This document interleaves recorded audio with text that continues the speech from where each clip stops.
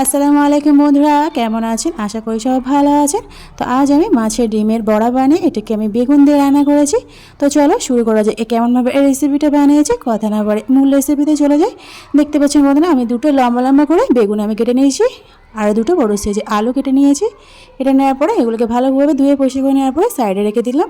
এবার একটা পাত্রতে আমি মাছের ডিম নিয়ে নিয়েছি। নেওয়ার পরে হাত দিয়ে ভালোভাবে চটকে নিয়েছি। নেওয়ার পরে এবারে 4টে কাঁচা লঙ্কা কুচি দিয়ে দিলাম, আর দিয়ে দিলাম দুটো বড় সাইজের পেঁয়াজ কুচি। এবারে দিয়ে দেবো হলুদ গুঁড়ো হাফ চামচের মতো, আর স্বাদ অনুযায়ী লবণ দিয়ে দিলাম।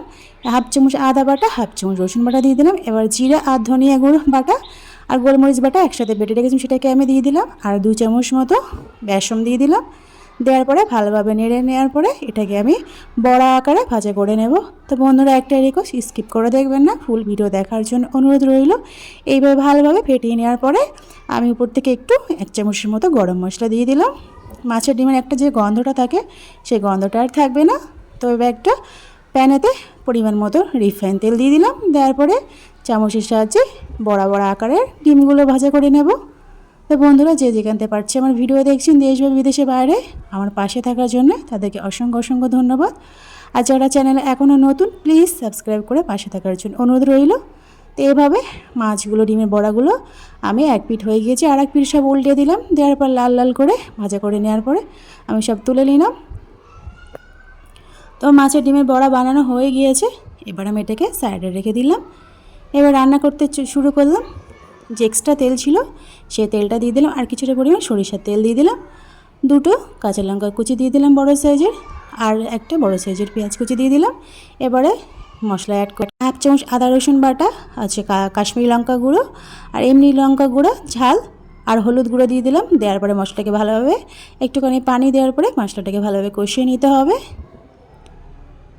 তো মশলাটা কষানো হয়ে গিয়েছে। এবার আমি যে দুটো বড় সাইজ আলু কেটে রেখেছিলাম সেটাকে আমি দিয়ে দিলাম। দেওয়ার পরে মশলার সাথে আলুটাকে একটু কষিয়ে নেব। তো আমার কষানো হয়ে গিয়েছে। এবার অল্প পরিমাণের মতো আমি পানি দিয়ে দেবো আলুটাকে একটু সিদ্ধ করার জন্যে। তো ভালোভাবে নেড়ে চেড়ে নেওয়ার পরে ঢাকনা চাপা দিয়ে আলুটা সিদ্ধ হওয়ার জন্য অপেক্ষা করব। তো ফিরে এলাম বন্ধুরা 5 মিনিট পর। আমার আলুটা অনেকটাই সিদ্ধ হয়ে গেছে। এবার আমি যে বেগুন কেটে রেখেছিলাম দুটো, সেটাকে আমি দিয়ে দেব। দেওয়ার পরে আবারও একটু আলুর সাথে বেগুনটাকে ভালোভাবে একটু কষিয়ে নেব মশলার সাথে। তো কষানো আমার ভালোভাবে হয়ে গিয়েছে।